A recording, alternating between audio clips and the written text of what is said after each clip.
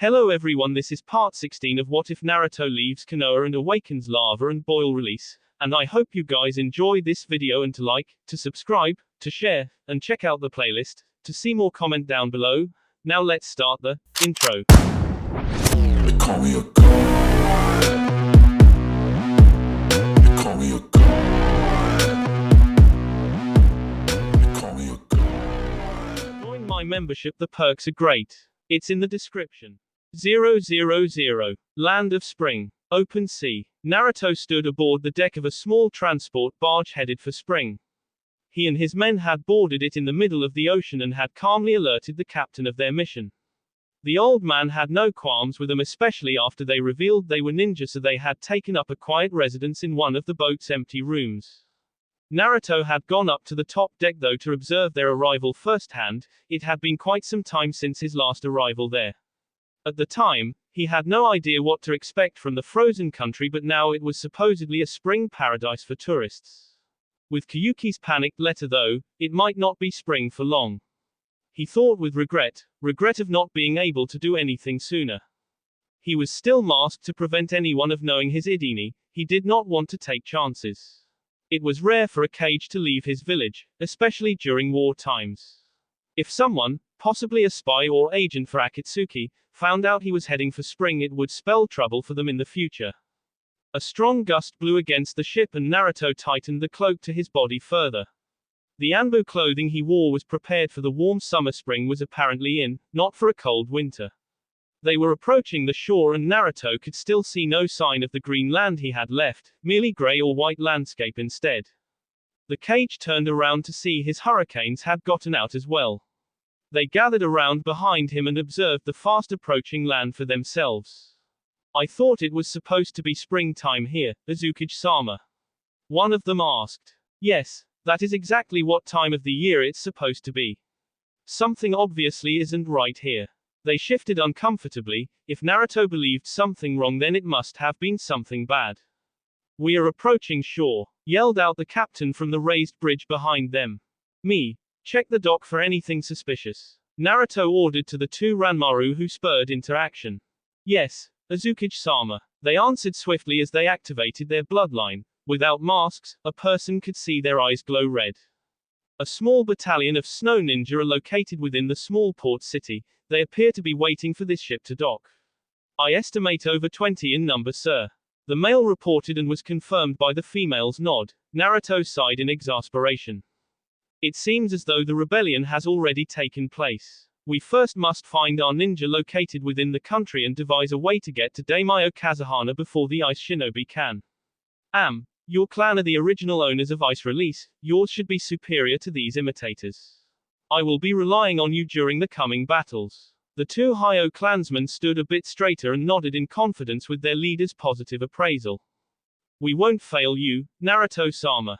Naruto nodded and suddenly leaped off the ship and onto the ice-cold water that churned with a stormy disposition.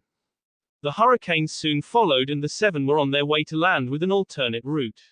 Naruto wished to avoid fighting as much as possible to avoid drawing attention and also to make sure he did not hurt the wrong people. If a fight broke out in the city, it was sure to lead to civilian casualties that would not be good for Izu's reputation. The group arrived on land and they quickly sorted out what to do next. The Uzumaki Hurricanes pulled out their map and pointed at the last known location of their shinobi. It was within the capital city with the Daimyo Castle. If the rebellion is taking place right now, that will surely be the loyalist stronghold.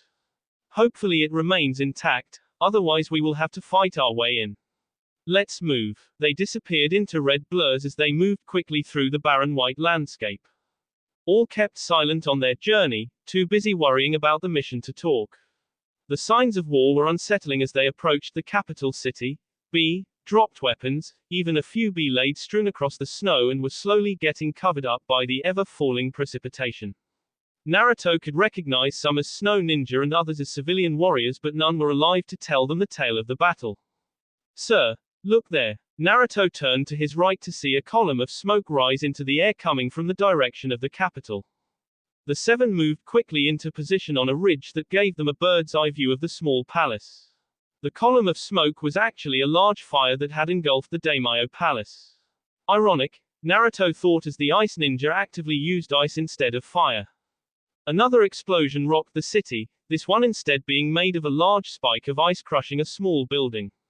The Ranmaru described the chaos with an unparalleled view with their special eyes. Dozens of snow shinobi are ransacking the capital. They are indiscriminately killing civilians and destroying whatever stands in their way.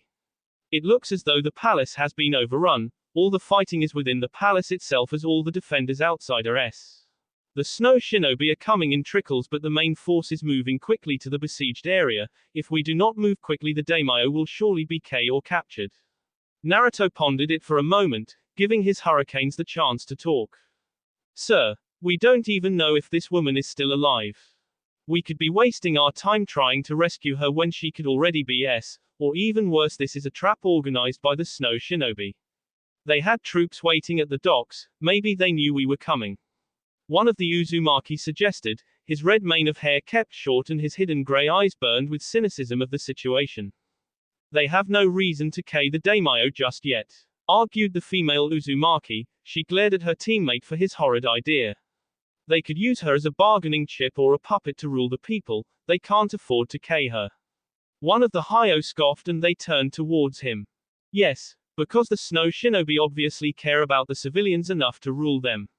You see those destroyed buildings. All of those were civilian structures, they only want power and nothing else. Naruto began to scowl as the arguing grew in both volume and hostility. The clans got along well enough but individuals were too difficult to read.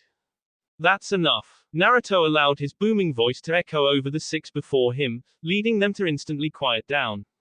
He looked at each of their masked faces with feigned disgust and disappointment as he had expected better. Arguing will get us nowhere.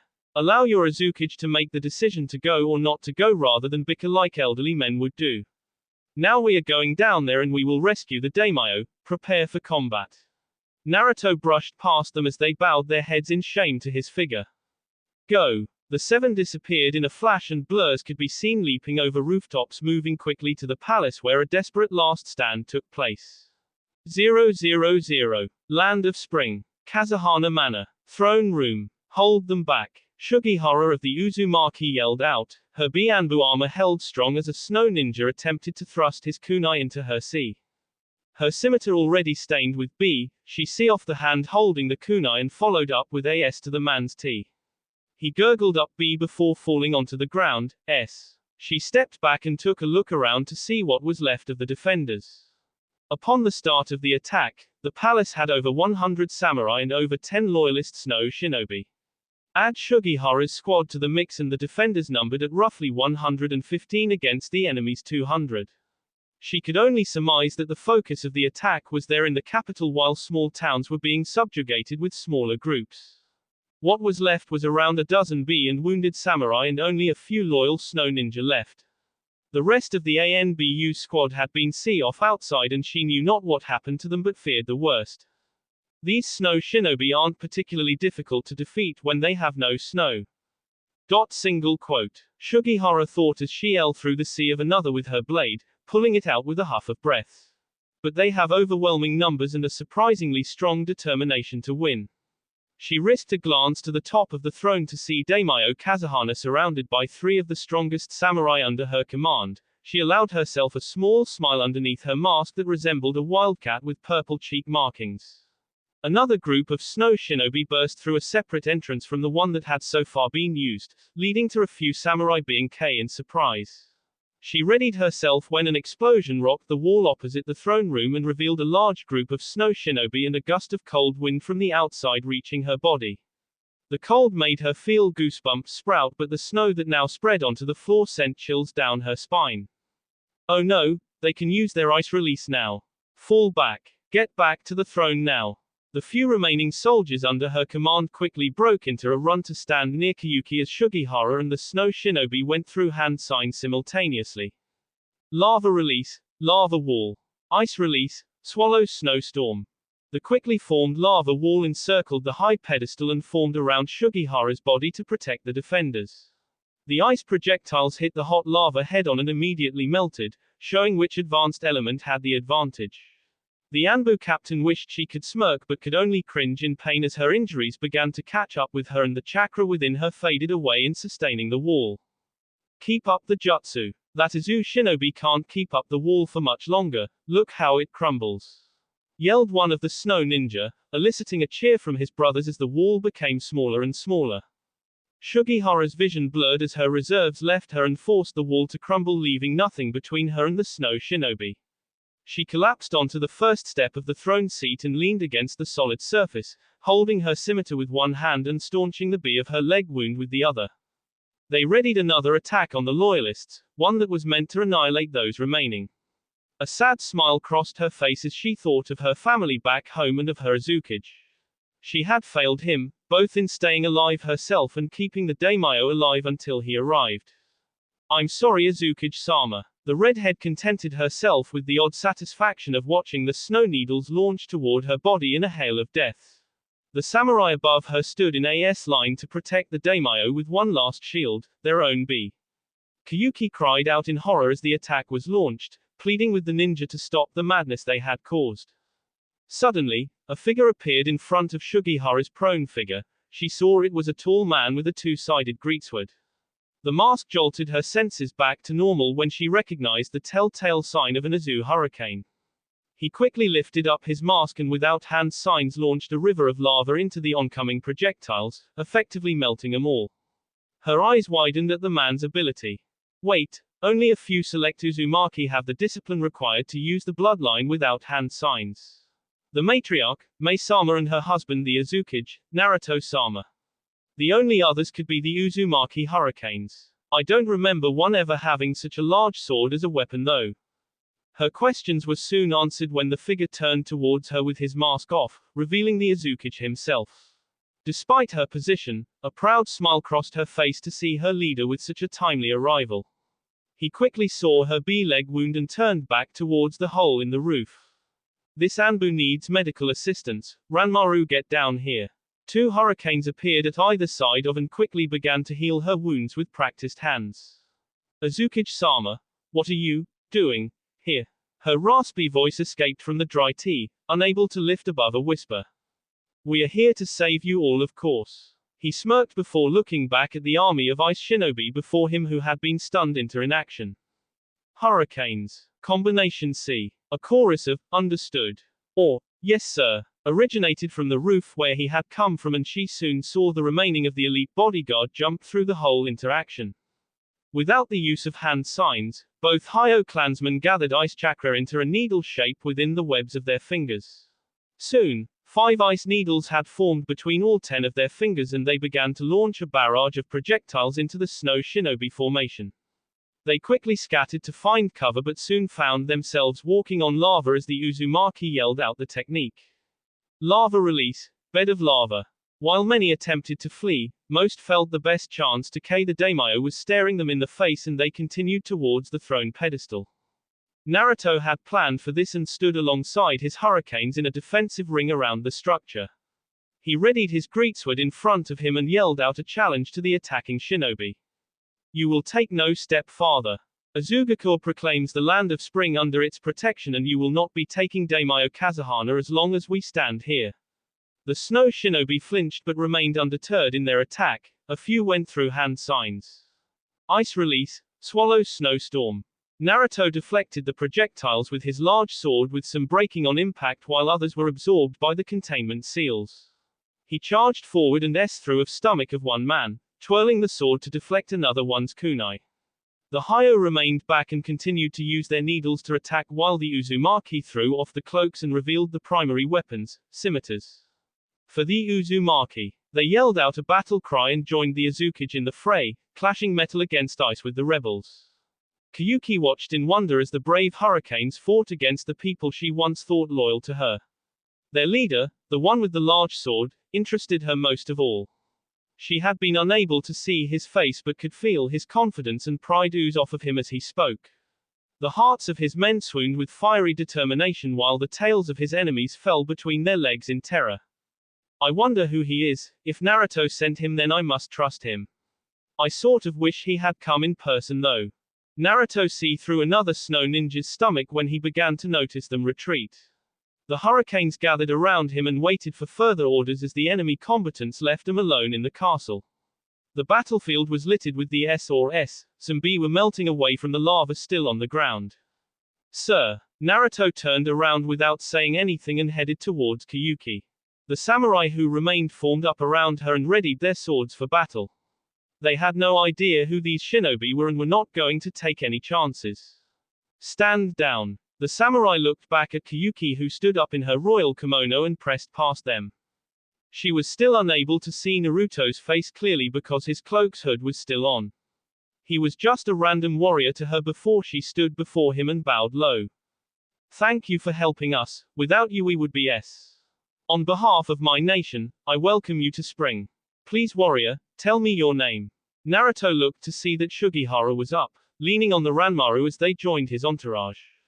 He looked back at Kyuki, who was now looking up at him expectantly. He did not want to disappoint. His sword was quickly placed onto his back and his gloved hands moved to his cloak's hood. My name. He started to slowly remove the cloak, not taking his eyes off of Kyuki's, is Naruto Uzumaki. The Shodai Azukage. Her eyes widened as the hood came off and the mess of blonde hair she remembered was once again in front of her. Naruto, is that really? You. Naruto smiled at the surprised woman. He was glad to see he was missed. He knelt down and slowly lowered her back up to where she was standing in front of him. The shock had still not left her face when Naruto released her hands and let her stand on her own. Yep, it's me, Haim. Or should I say, Daimyo. Suddenly, Naruto was assaulted by her as she clung to his hulking frame and buried herself in his sea. Naruto lost his smile and brought his arms tight around her. The others watched the reaction with surprise. Naruto. I tried my best but I just couldn't do it. Her sobs racked her entire body, leading Naruto to almost completely envelope her in his cloak. Shush. It's alright Kyuki, we are going to stop this rebellion. I saved you once, I can do it again. His encouraging words gave Kyuki hope. They also made a warm feeling bubble in her guts. He cares for me so much. And he has gotten quite handsome. Naruto saw her eyes glaze over as she looked at him. A hesitant smile crawled over his face. He did not want to offend her by rejecting her advances. She was quite a beautiful and confident woman after all. But Naruto was happily married and he had a child. There was no way he would betray Mei. Kyuki moved up to give him a K on the lips. She would say it was for rescuing her and he couldn't refuse it. After Naruto stopped the rebellion, then she would lead him to her bedchambers and they would have some fun. This plan that she created was flawed though, as it showed when Naruto moved his face to receive the K on the cheek instead. The others were either surprised or relieved, depending on their knowledge of Naruto's marriage. To the samurai, it was a direct insult to the beauty of their nation. To the hurricanes, it was relief for the Azukage that he wouldn't have to deal with Mei's temper. Naruto. What's the matter? Kyuki asked, not understanding why he didn't want a K.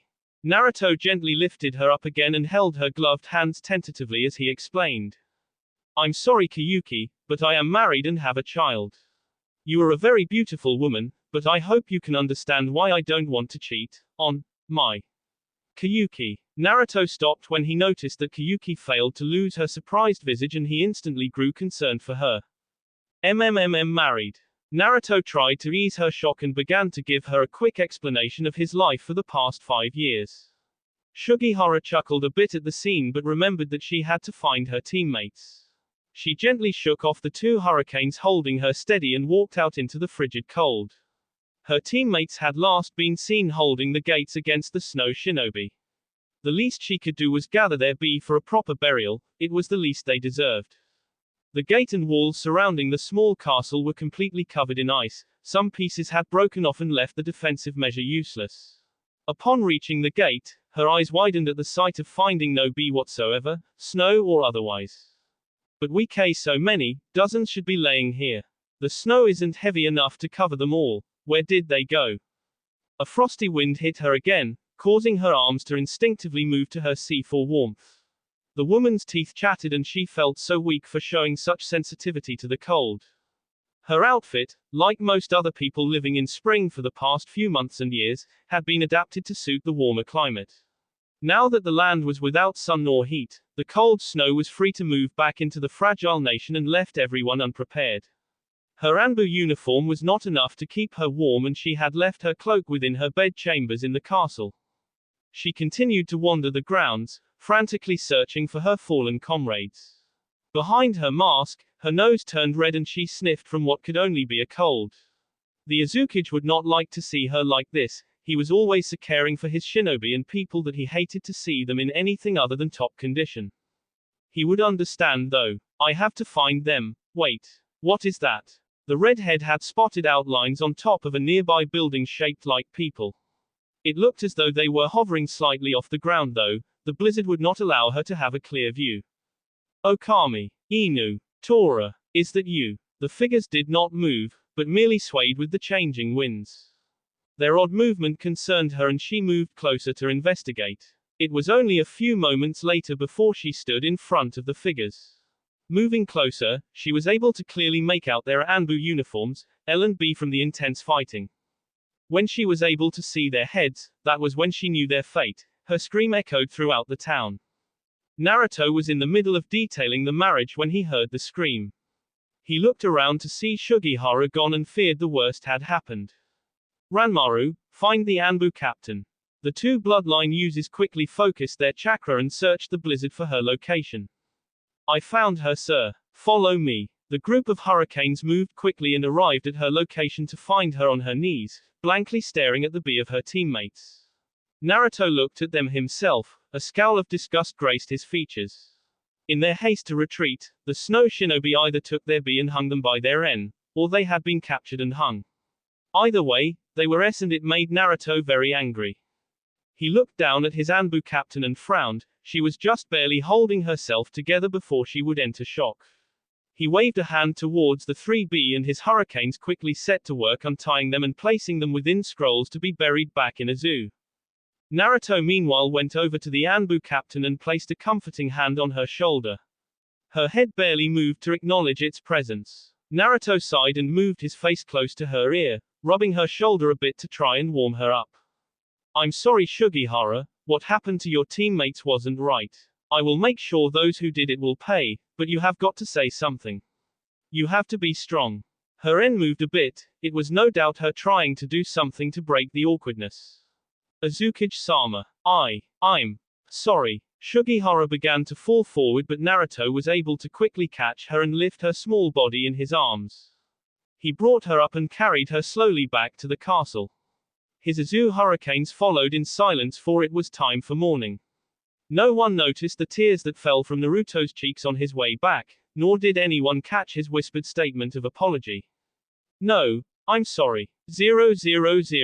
Konohagakure. Hokage office. Tsunade watched as the final member of the recovery squad walked in. She had ordered a meeting to be prepared as soon as her Anbu spotters reported that they had found the three tails within wave. Kakashi and Shizune would lead two squads to go and contain the beast to keep it from falling into Akatsuki's hands. You have all been gathered here for an important mission. For Konoha to solidify its place within the Four-Village Alliance, we must contribute to the cause. That cause is defeating Akatsuki. The members of the newly made squad listened as she continued her speech. Your objective is to capture the three-tailed turtle within Wave Country. You must complete this objective with haste because we do not know whether anyone else knows of its location. Time is of the essence, now move out. I expect nothing but success. The squad leaped out of sight and Tsunade sat back into her chair, contemplating the events. My spies also told me that Azu had a presence on the island. I wonder how strong they have become, and just how much they are willing to interfere with our business. 000. Wave Country. Tazuna Lake. The lake was peaceful, quite contrary to the beast that lay sleeping beneath its depths. Birds chirped and monkeys squealed as the day came to its height. A deep mist began to cover the ground and lake with a thickness and foreboding to it. A few birds' nests were disturbed when figures began to hop through the branches. There were 8 in all, masked men moving under the cover of shade. Scrolls, linked together with chains and covering their B, all had some purpose to the squad's mission. The small katana on their backs served as their defensive weapon. However, with stealth they hoped to quickly finish their objectives without fighting. Sir, There is a chakra mist ahead.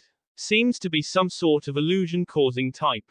Orders. The leader, the one with the large scroll hanging from his back, reached for the transceiver beneath his mask. Prepare for dissolution of mist. Standard containment procedure. Squad B, begin setting up for the Three Tails containment. No mistakes. Roger. The 8 tamers burst from the tree line and made a dash across the water. 4 split off, encircling the large lake and setting up in a rough square. The other 4, including the leader, dashed forward to the center of the thickest mist. One of the men there pulled out what seemed to be a random scroll from his person and set it onto the murky surface. Hitsuji, I, Ushi, you. The man whispered the names of the hand signs within his mind as he did them, finishing the containment by his foot onto the center seal on the scroll. The scroll created a small, swirling hole that began to suck in the white mist. The tamers kept a careful eye on the scroll as the mist was taken in and disappeared. Containment successful, whispered the leader as the hole dissipated and was followed by the kanji for containment to appear within the center seal circle. Good job, now we awaken the beast. Step 1, attract. He said to his men who began to run to opposite sides of the lake, and he did the same. The incantations and seals were very precise with the beast control. If just one seal is off, then the hundreds that were made before were useless. Without having any other tailed beast to test their abilities, the men in the beast tamers were all green. It led them to say aloud and count each seal they created during the process. The men stopped at each one of the corners nearby where Squad B was setting up their scrolls on the ground. The leader's squad went through a number of hand signs next for another jutsu used to rouse beasts. Tori, Inu, Tori, Mi, Yu, Tori, Tatsu, Inu, Mi, Tora, Hitsuji. Secret art, tailed beast echo. The 4s their hands onto the water surface and a deep howl was sent into the water. The 4 men who made up Squad B had quickly finished their setup by this time. They had taken out their own containment scrolls and set them in front of themselves. The 4 sat down and crossed their legs, balancing themselves on the water and giving them better concentration. Here it comes, yelled out the leader as the bubbles at the center of the lake intensified until the turtle itself climbed out. It seemed very angry to have been awoken so suddenly. It would be even more angry upon finding out what the tamers had planned for it. Go. Step 2, grapple and bind. The 4 who had used the echo then leaped into action and moved to one side of the beast. The 4 quickly launched multiple chakra strings from their fingers and desperately attempted to hold the beast down. At first, the 3 tails thrashed against their holdings and broke free numerous times. It was always taken back under control though by the tamers.